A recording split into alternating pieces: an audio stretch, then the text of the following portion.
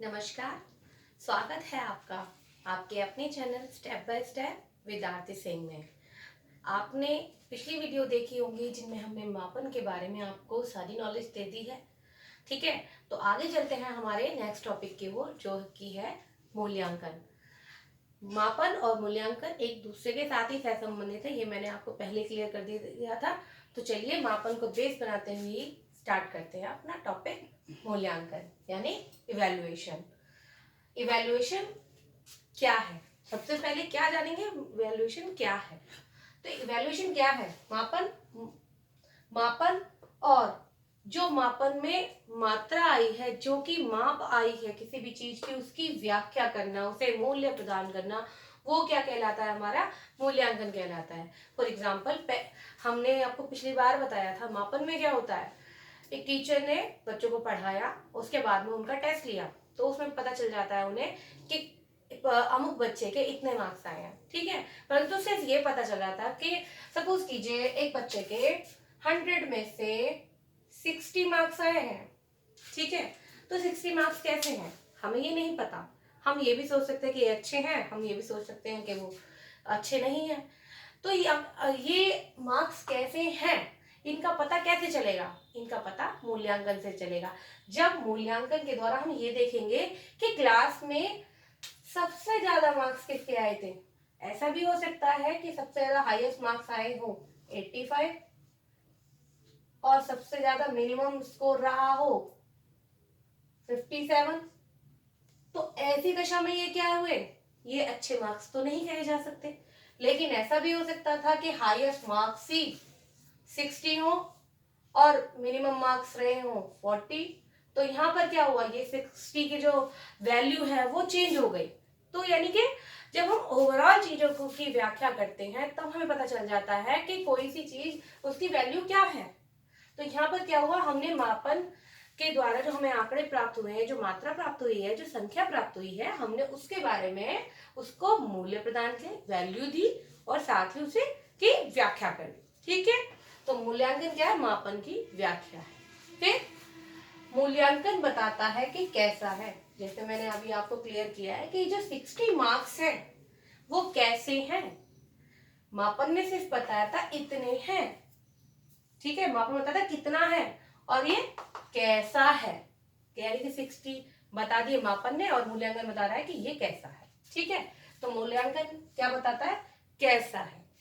फिर मूल्यांकन क्या करता है? तुलनात्मक विवरण है। मापन मूल्यांकन क्या है? तुलनात्मक विवरण। कैसे? जैसे इसी एग्जाम्पल को लेके आगे बढ़ाते हैं। जो हमने बताया कि एक जगह पर हाईएस्ट मार्क्स इतने थे और एक जगह पर इसी 60 मार्क्स के साथ में मिनिमम मार्क्स थे 57। तो यहाँ पर 60 की क्या हुई? 60 की अन्य से तुलना हुई ना, और ऐसे ही 60 की यहाँ पर भी तुलना हुई। तो ये क्या हुआ? तुलनात्मक विवरण हुआ कि कोई संख्या है, कोई मान है, कोई क्वालिटी है, तो उसका अन्य की तुलना में क्या स्थान है, कैसी है वो। ठीक है, तो यानी कि यहाँ पे हम कंपैरिजन करते हैं। फिर है मूल्यांकन निर्णयात्मक है। बिल्कुल सही। मूल्यांकन में जब हमें मापन कर चुके थे, हमें पता चला कि 60 मार्क्स आए एक बच्चे के, तो फिर उसके बाद में हमने ये देख लिया कि ओवरऑल क्लास में हाईएस्ट मार्क्स किसके हैं, कितने हैं और मिनिमम मार्क्स कितने हैं। तो हमने इसके बारे में क्या करा, एक निर्णय में पहुंच गए कि वाकई में ये मार्क्स कैसे हैं। ठीक है, क्लियर। फिर मूल्यांकन लक्ष्य प्राप्ति का साधन है। बिल्कुल सही। लक्ष्य प्राप्ति कैसे होगी? एक टीचर है, इसे मूल्यांकन को आप हमेशा अपनी, क्योंकि ये शैक्षिक मूल्यांकन भी है, तो इसे क्या करते हैं हम हमेशा अपने, क्योंकि हम एजुकेशनल पॉइंट ऑफ व्यू से आपको समझा रहे हैं, तो यहाँ क्या है, हमें ये सोच के चलना पड़ेगा कि जो भी हमारा टीचिंग लर्निंग प्रोसेस है, यानी कि शिक्षण अधिगम प्रक्रिया है, उसमें जो हमने लक्ष्य डिसाइड किया था, एक टीचर ने अपने टीचिंग से पहले एक लक्ष्य डिसाइड किया था कि मैं जब टीचिंग करूंगा तो मेरे बच्चों में मेरे टीचिंग के बाद इतना परिवर्तन आएगा, उनका व्यवहार इतना मॉडिफाई हो जाएगा। तो ये क्या हुआ, वो उसका लक्ष्य था। और उसकी लक्ष्य की प्राप्ति कैसे होती है? जब मूल्यांकन प्रक्रिया के द्वारा उसे पता चल जाता है कि उसने जो सिखाया था वो कितना प्रभावशाली रहा, क्या जो उसने उद्देश्य निर्धारित किए थे वो उन उद्देश्यों को प्राप्त करने में सफल हुआ है। ठीक है, तो ये क्या है, मूल्यांकन लक्ष्य प्राप्ति का साधन भी है।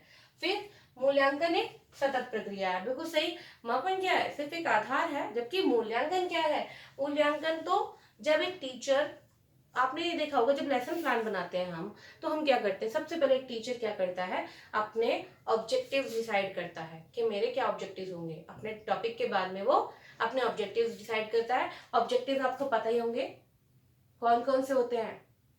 हाँ, सामान्य उद्देश्य और विशिष्ट उद्देश्य। सामान्य उद्देश्य कौन से होते हैं, जो हमारे पूरे सब्जेक्ट से रिलेटेड होते हैं, जैसे कि एसएसटी के होते हैं कि विद्यार्थियों को ऐतिहासिक धरातलों के बारे में, ऐतिहासिक धरोहरों के विषय में ज्ञान कराना, बच्चों को विश्व की, भारत की भौगोलिक परिस्थिति से अवगत कराना। ये सब क्या हो गए, हमारे सब्जेक्ट से रिलेटेड हो गए, तो ये क्या हो गए हमारे लिए, सामान्य उद्देश्य हो गए। और विशिष्ट उद्देश्य कौन से हो गए, विशिष्ट उद्देश्य जो पर्टिकुलर टॉपिक हमें पढ़ाया जा रहा है। जैसे आप शाहजहां पढ़ा रहे हैं, तो आपके क्या विशिष्ट उद्देश्य होंगे, बच्चे शाहजहां के बारे में जान सकेंगे, शाहजहां के कृत्यों के बारे में जान सकेंगे, शाहजहां के इतिहास के विषय में जान सकेंगे। ठीक है, तो ये क्या हुआ, सामान्य और विशिष्ट उद्देश्य हो गए। तो जब हमने सामान्य और विशिष्ट उद्देश्य स्टार्ट किए थे, निर्धारित किए, तो वहीं से ही हमारी मूल्यांकन की प्रक्रिया स्टार्ट हो गई थी। ठीक है, और वो कब तक चली, क्लास में टीचर गया, उसने अपना शिक्षण अधिगम प्रोसेस कराया, क्लास में अंतर क्रिया बच्चों के साथ हुई, उसके बाद में उसने उनका मापन किया कि मैंने जो सिखाया था उन्होंने कितना सीखा। अब मापन के बाद में फिर वो व्याख्या करता है, ये देखता है कि जो मैं उद्देश्य निर्धारित किए थे क्या इतना उन्होंने सीखा। तो ये क्या हुआ, बहुत ही एक लंबा प्रोसेस हो गया और कंटिन्यूटी में हो गया, ये कहीं रुकता नहीं है, ये लगातार चलता रहता है। यानी कि एक ये सतत चर है, वेरिएबल है, यानी कि लगातार कंटिन्यूटी में चलता है। फिर शिक्षण का आंतरिक अंग है, बिल्कुल सही, मूल्यांकन शिक्षण का आंतरिक अंग है। बिना मूल्यांकन के शिक्षण प्रक्रिया प्रभावशाली नहीं हो सकती, क्योंकि शिक्षण की प्रक्रिया चल रही है तो कहीं ना कुछ तो कठिनाई आई होंगी। जरूरी तो नहीं हर बच्चा कोई भी टॉपिक है, कोई भी कंटेंट है उसे आसानी से ग्रहण कर ले। हर किसी बच्चे की अपनी विशेषताएं होती है, अपनी एक कैपेसिटी होती है किसी चीज को ग्रहण करने की। तो ऐसी दशा में अगर हम मूल्यांकन ना करें तो हमें कैसे पता चलेगा किस बच्चे ने कितना सीखा, किस बच्चे को कौन से मेथड से सिखाएं कि वो ज्यादा अच्छे से सीख जाए, किस बच्चे को कौन से ऐसे मेथड से सिखाया जाए ताकि वो उसके अंदर जितना पोटेंशियल है उसे वो पूरा दे सके। ठीक है, तो मूल्यांकन क्या हुआ, हमारा शिक्षण का एक आंतरिक अंग भी हुआ।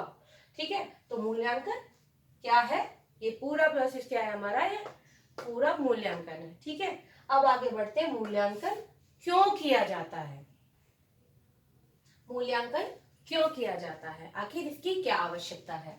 तो मापन की व्याख्या करने के लिए हमें किसकी आवश्यकता होती है, मूल्यांकन की होती है। बिल्कुल सही, आपका यही वाला एग्जाम्पल हमेशा आगे आगे चलता रहेगा। जो 60 मार्क्स थे, ठीक है, इसकी व्याख्या किसके द्वारा हुई, के कैसे हैं, मूल्यांकन के द्वारा ही तो हुई। ठीक है, तो मापन की व्याख्या करने के लिए क्या ये मूल्यांकन की आवश्यकता होती है। ठीक है, फिर मापन की गुणात्मक व्याख्या करने के लिए, ठीक है, और आपका जो जिस कार्य को आप कर रहे हैं, जिसका आप मूल्यांकन कर रहे हैं, जिसका आपने मापन किया था, उसकी भी गुणात्मक व्याख्या करने के लिए हमें मूल्यांकन की आवश्यकता पड़ती है। जब टीचर एक क्लास में जाके जब अपना पढ़ा देता है, जो भी कंटेंट उसे डिलीवर करना है वो कर देता है, तो उसके बाद में वो क्या देखता है, वो ये देखता है कि मैंने जो बच्चों को अपने उद्देश्य निर्धारित किए थे वो किस सीमा तक प्राप्त हो गए। ठीक है, मेरा शिक्षण कितना प्रभावशाली रहा। ठीक है, बच्चों को भी पता चल जाता है कि हमने जो चीजें पता चली है, हमें जो कंटेंट पढ़ाया गया हमने उससे कितना सीखा। तो ये क्या हुआ, हमारा गुणात्मक व्याख्या भी करता है मूल्यांकन।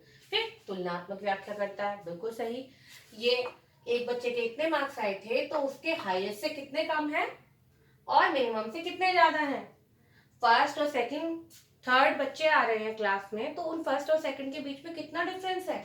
ठीक है, सेकंड और थर्ड में कितना है, फर्स्ट और थर्ड में कितना है, सेकंड और थर्ड में कितना है। तो ये क्या हुआ, ये हमारा तुलनात्मक व्याख्या हुई जो कि हमारे मूल्यांकन करता है। ठीक है, फिर है मूल्यांकन निदानात्मक भी होता है और उपचारात्मक भी होता है, यानी कि निदान के लिए और उपचार के लिए। निदान, डायग्नोस, यानी अगर क्लास में टीचर ने बच्चों को पढ़ाया है तो जरूरी नहीं कि हर बच्चे को वो चीज समझ में आ गई हो, ठीक है। अगर समझ में आ गई है तो बहुत अच्छी बात है, वो अपने जो भी उसके शिक्षण विधियां हैं, उसका जो टीचिंग का मेथड है, उसका जो उसकी टीचिंग स्किल्स हैं, वो उस तरह से उन्हें आगे बढ़ाएगा।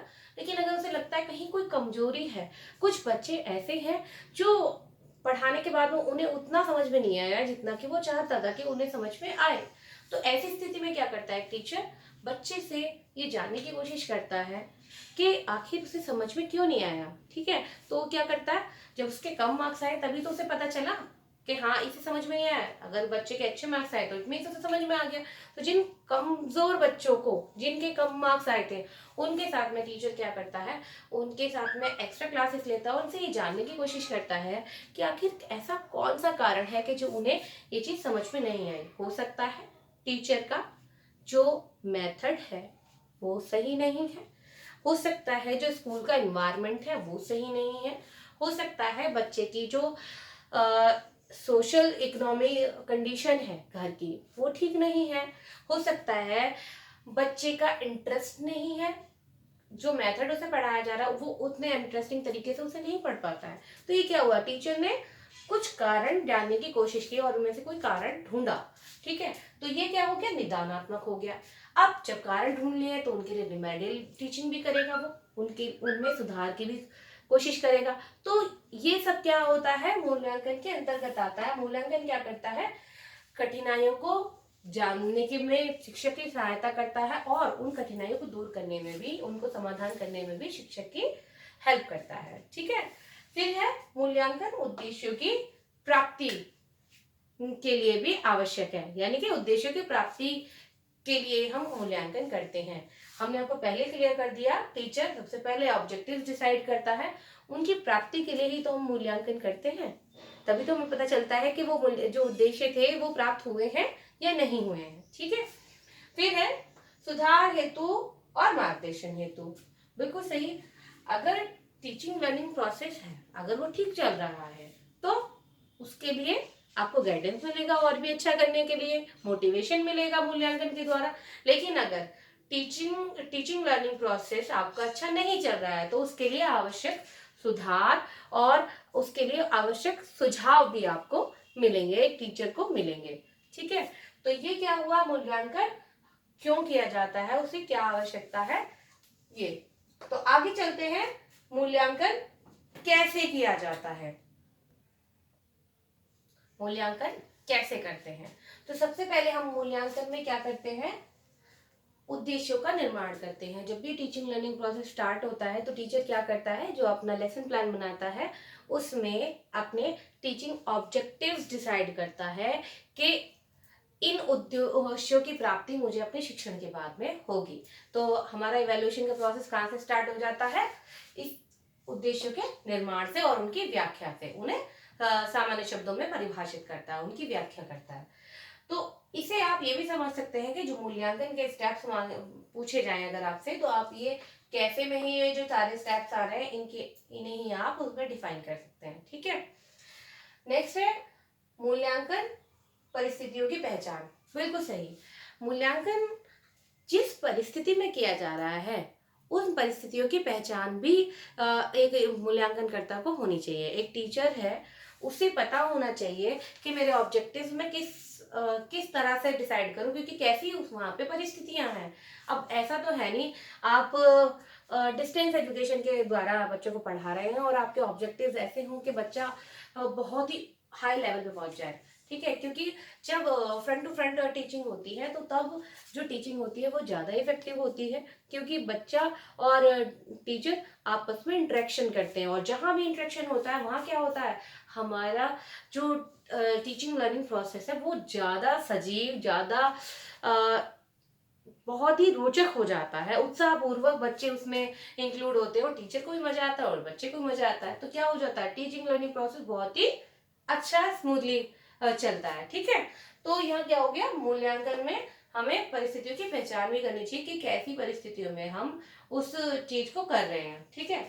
फिर परीक्षण का चयन, एक टीचर जो अपनी इवैल्यूएशन के लिए परीक्षण, कौन से परीक्षणों का प्रयोग करेगा, कैसे मेथड यूज करेगा इवैल्यूएशन करने के लिए, उसका चयन भी यहाँ पर कर लेता है। ठीक है, फिर उसके बाद में वो अपना टीचिंग लर्निंग प्रोसेस करता है, वो क्लास में जाता है और अपनी टीचिंग करता है और बच्चों को शिक्षण अधिगम प्रक्रिया में इंक्लूड करता है, बच्चों से इंटरेक्शन करता है और बच्चों अपने पाठ का विकास करता है, यानी इट मीन्स अपनी टीचिंग करता है जो कि उसने अपने लेसन प्लान में बनाई थी, अपना डिसाइड की थी। ठीक है, फिर क्या करता है, वो परीक्षण और उसका लेखा करता है, फिर वो टेस्ट अप्लाई करता है बच्चों से, चाहे वो ओरली पूछे बच्चों से, चाहे वो रिटन में पूछे, चाहे कोई टेस्ट अप्लाई करे, चाहे कोई क्विज दे बच्चों को। तो इससे क्या हो रहा है, बच्चों का वो मापन कर लेता है। फिर उसके बाद में वो मापन के बाद में व्याख्या करता है। जैसे मैंने आपको एग्जांपल दिया था कि एक क्लास में 60 मार्क्स आए किसी बच्चे के, तो वो कैसे हैं, तो हर बच्चे के स्कोर को फिर वो ओवरऑल से डिवाइड करके और एक एवरेज निकाल के ये देखता है कि पर्टिकुलर बच्चे के एक एवरेज मार्क्स से ऊपर है या नीचे है, हाईएस्ट मार्क्स कितने रहे हैं मेरी क्लास में और बिलो मार्क्स या सबसे मिनिमम मार्क्स कितने रहे हैं। तो इससे क्या होता है, उसे पता चल जाता है ओवरऑल उसका टीचिंग कैसी रही। फिर उसके बाद में वो यह देखता है व्यवहार परिवर्तन। लास्ट में व्यवहार परिवर्तन क्या है, जो बच्चों को उसने सिखाया था उसे वो सीख जाए तो उसे क्या कहते हैं, व्यवहार परिवर्तन कहते हैं। तो मूल्यांकन के द्वारा एंड में उसे पता चल जाता है कि उसके बच्चों ने कितना सीखा, यानी कि उसकी जो टीचिंग थी वो कितनी सक्सेसफुल रही। तो मूल्यांकन का ये कंसेप्ट आपको यहाँ तक बिल्कुल समझ में आ गया होगा। मूल्यांकन क्या है इसमें आप ये बता देंगे, मूल्यांकन की आवश्यकता, उसके उद्देश्य, उसका महत्व, उसमें आप ये क्यों के सारे पॉइंट्स को इंक्लूड कर देंगे। और साथ ही अगर आपसे पूछता है कि मूल्यांकन के स्टेप्स क्या होते हैं या मूल्यांकन कैसे किया जाता है या मूल्यांकन की प्रक्रिया, तो आप उसमें क्या बताएंगे, ये वाले स्टेप्स बताएंगे। अच्छा, इसमें एक चीज मोस्ट इंपॉर्टेंट है, जो एक ट्रायंगल, एक त्रिभुज बीएस ब्लूम द्वारा दिया गया है, उसे हम इसमें और इंक्लूड कर लेते हैं। तो चलिए स्टार्ट करते हैं। बीएस ब्लूम महोदय ने मूल्यांकन की प्रक्रिया को इस ट्रायंगल के अनुसार भी, इसके आधार पर भी बताया है। इसमें कि सबसे पहले हम क्या करते हैं, शिक्षण उद्देश्यों का चयन करता है एक शिक्षक। क्या करता है, शिक्षण उद्देश्यों का चयन। यहाँ पर सामान्य उद्देश्यों का भी करता है और विशिष्ट उद्देश्यों का भी करता है, उन दोनों की ही व्याख्या भी करता है। फिर उसके बाद में क्लास में जाता है और अपना टीचिंग करता है और अपना टीचिंग लर्निंग प्रोसेस को आगे बढ़ाता है। ठीक है, जब टीचिंग लर्निंग प्रोसेस हो जाता है उसके बाद में यहाँ पर व्यवहार परिवर्तन, यानी कि टीचिंग के बाद में, टीचिंग लर्निंग प्रोसेस के बाद में बच्चों के व्यवहार में कितना परिवर्तन हुआ, उसे मापन और मूल्यांकन के द्वारा वो ये जांच लेता है कि उसके बच्चों में क्या व्यवहार परिवर्तन हुआ, क्या उसके जो ये शिक्षण उद्देश्य है उनकी प्राप्ति हो गई है तो किस सीमा तक हो गई है या किस सीमा तक नहीं हुई है। मूल्यांकन की संपूर्ण प्रक्रिया इसी प्रकार से चलती है। आई होप आपको मूल्यांकन के इस बारे में सारी चीजें समझ में आ गई होंगी। नेक्स्ट वीडियो में हम आपको बताएंगे कि मूल्यांकन और मापन के मुख्य उपकरण कौन कौन से होते हैं। तो आज के लिए सिर्फ इतना ही। आपका प्यार हमें लगातार मिल रहा है, इसी प्रकार देते रहिए। चैनल को लाइक और सब्सक्राइब करना ना भूलें। अगर कोई सुझाव हो तो मुझे कमेंट करके जरूर बताइए। धन्यवाद। चलो।